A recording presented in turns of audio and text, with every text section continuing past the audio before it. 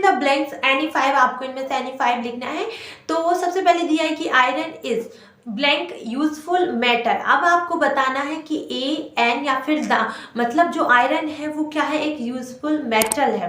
तो हम क्या लिखेंगे, ए लिखेंगे, एन लिखेंगे, द लिखेंगे। सबसे पहले हम देखेंगे यूजफुल कैसे लिखा है, यू लिखा है। फिर हम ये देखेंगे कि इसको पढ़ कैसे रहे हैं, हम इसको ऐसे पढ़ रहे हैं। कैसे पढ़ रहे हैं, यूज करके पढ़ रहे हैं। तो या आपका किसी भी मतलब आपका हिंदी वॉवल में से आता है। हिंदी वॉवल समझते हैं, जो सर होते हैं आ से लेकर आ तक। क्या इसका प्रोनाउंसिएशन उसमें जा रहा है, नहीं जा रहा है, इट मीन्स यहाँ पर ए आएगा। एन गलत है, ए आएगा। एन ना लेकिन, क्योंकि यूज हम इसको यूज पढ़ते हैं, कभी भी हम इसमें ऊ का उच्चारण ही नहीं कर रहे हैं। यहाँ पर ये भी गलत है, यहाँ पर ए ही आएगा।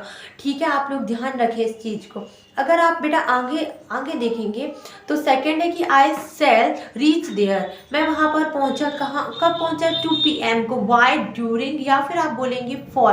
तो देखिए यहाँ पर बोला गया मैं वहां पर पहुंचा कितने समय, 2 बजे। 2 बजे आप, अब यहाँ पर आपको बोलना है कि, एक मिनट रुकिए, ये देख रहे हैं आप, बाय, मैं वहां पर कब पहुंचा, 2 बजे पहुंचा। अब यहाँ पर अगर थर्ड वाला देखेंगे, आई ब्लैंक अ टाइगर यस्टरडे, मैंने यस्टरडे मतलब पुरानी बातें हो रही, मतलब कल की बात हो रही है कि मैंने क्या देखा, टाइगर देखा। सी। अगर यहाँ पर इज, एम, आर, वाज, वर होता तो हम सींग लगा सकते थे, बट ऐसा कुछ नहीं, तो सींग तो नहीं आएगा। अगर हम सी लगाएंगे तो सी यस्टरडे के हिसाब से ये चीजें हो चुकी है, तो देखता आता है उसमें, तो हम इसके हिसाब से यहाँ पर सा यूज करेंगे। मतलब कि पहले वाले में हमेशा टाइम के लिए यूज होता है क्या, वाई, है ना। और इसके बाद ड्यूरिंग मतलब कि समय काल के भीतर की बात होती है, तो हम पहुंच चुके मतलब पहुंच जाने वाला है। तो ये ऐसा है कि एक टाइम पीरियड को बताता है। और ये जो है आपका फॉर जो है वो एक ऐसा टाइम बताता है जो अनिश्चित होता है। ठीक है, जैसे 2 घंटे, 3 घंटे, 4 घंटे ऐसा मान सकते हैं। और अब तीसरा वाले में क्या आएगा, सा आएगा, मतलब देखा था, क्योंकि ये बात पुरानी हो चुकी है। फोर्थ देखिए, सीमा ब्लैंक हर होमवर्क डेली, डू आएगा, डस आएगा, डिड आएगा। देखिए अगर यहाँ पर क्या बोले, तो आगे अगर हम बोले कि देखिए यहाँ पर डू तो आएगा नहीं, क्योंकि आई वी यू देखिए साथ डू आता है। अगर हम डज और डिड में से बोले तो ये दोनों चीजें यहाँ पर आ सकती है, लेकिन डिड के चांसेस ज्यादा जब होते हैं जब यहाँ पर कोई पास्ट की चीज होती है। लेकिन यहाँ पर बोला है डेली करती हूँ, मतलब कोई आपको ऐसी चीजें बता रही जो आपकी डेली रूटीन में है। तो हम कैसे बोलते हैं, मैं अपना होमवर्क डेली करती हूँ।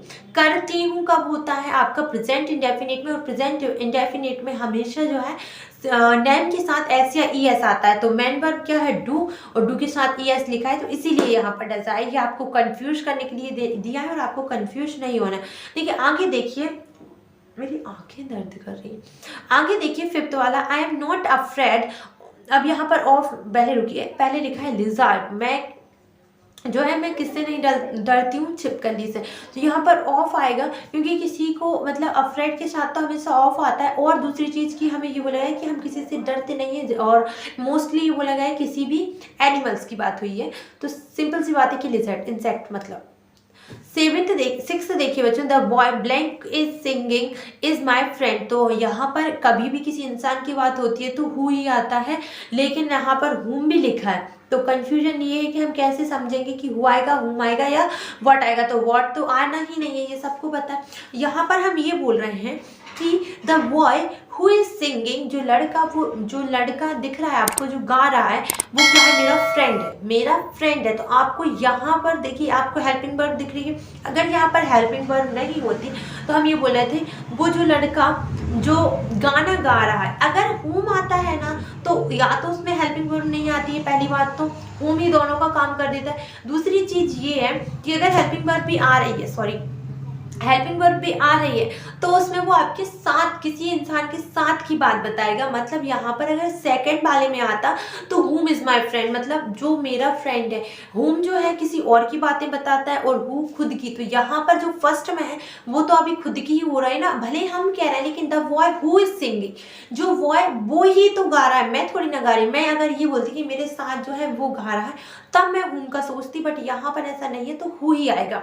7 देखिए, he dipped blank the river, वह कहाँ कूदा, रिवर में। अब यहाँ पर into क्यों आएगा, सबसे पहले ये जानिए, और क्यों आएगा, तो आएगा क्यों, सबसे बड़ी बात तो यही है कि क्यों आएगा।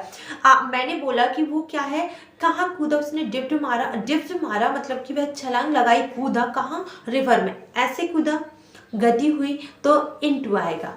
अगर वो मैं बोलती कि ही हैज़ डिप्ड, वह पहले से ही छलांग मार के कूद चुका है, मतलब वो कहाँ है, नदी में ही है।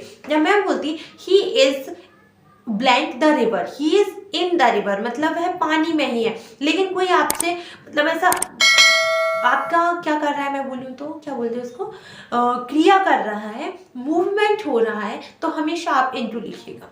डूअर्स डायरेक्टेड की बात करते हैं। आइडियल 5 लिखना है आपको। राजीव सिंह अ सॉन्ग, राजीव ने एक गाना गाया, या फिर सॉरी राजीव एक गाना गाता है। आपको यहाँ पर पास्ट इंडेफिनिट में चेंज करना है, इसको पास्ट इंडेफिनिट में चेंज ऐसे करेंगे, क्यों करेंगे वो भी जानिए बच्चों। देखिए पास्ट इंडेफिनिट में हमेशा जो है मेन वर्ब की सेकेंड फॉर्म आती है, तो इसमें भी हमने वही लिखा है, राजीव सिंह अ सॉन्ग, राजीव संग अ सॉन्ग, इसको आपको सेकेंड फॉर्म में बदलना था, दैट्स इट। सेकेंड देखिए बच्चों, सुमन, मेरी फ्रेंड का नाम है सुमन, सुमन विल हेल्प यू, सुमन जो है विल हेल्प यू, तुम्हारी मदद कर देगी, इसको क्या करना है, इंटरोगेटिव करना है, तो विल को उठाकर आगे लिख दीजिए, विल सुमन हेल्प यू। अभी थर्ड वाला देखिए, he has punished for stealing the ring, he has punished for stealing the ring, उसको किस लिए पनिश्ड किया गया, क्योंकि उसने रिंग को छुपाया था, चोरी की थी। Make a question word with why, आपको इसको क्वेश्चन मतलब क्वेश्चन वर्ड में कन्वर्ट करना है। तो सबसे पहले ये बताइए कि इसमें रीजन क्या है कि उसको क्यों पनिशमेंट मिली, क्योंकि उसने स्टीलिंग मतलब उसने चोरी की थी, क्योंकि उसने चोरी की थी इसीलिए उसे पनिशमेंट मिली। तो हमें क्या छुपाना है यहाँ पर, why was he punished for stealing the ring, यहाँ पर ये बोला गया है कि क्यों उसे किसके लिए मतलब पनिश्ड किया गया, जो है रिंग को चोरी करने के लिए। तो यहाँ पर सिंपल है कि आप पहले इसको इंट्रोगेटिव बना लीजिए।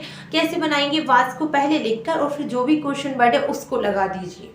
तो आपने क्या किया, why he was punished for stealing the ring. और यहाँ पर आप ऐसा भी लिख सकते थे कि वाई वॉज ही पनिश्ड, उसको पनिश्ड क्यों किया गया, आंसर तो स्टीलिंग द रिंग था ना, तो आप ऐसे भी लिख सकते हैं। और ऐसे भी लिख सकते हैं कि उसको रिंग चोरी मतलब रिंग की चोरी करने के लिए, अंगूठी को चोरी करने के लिए उसको पनिशमेंट, उसको जो है दंड क्यों दिया गया।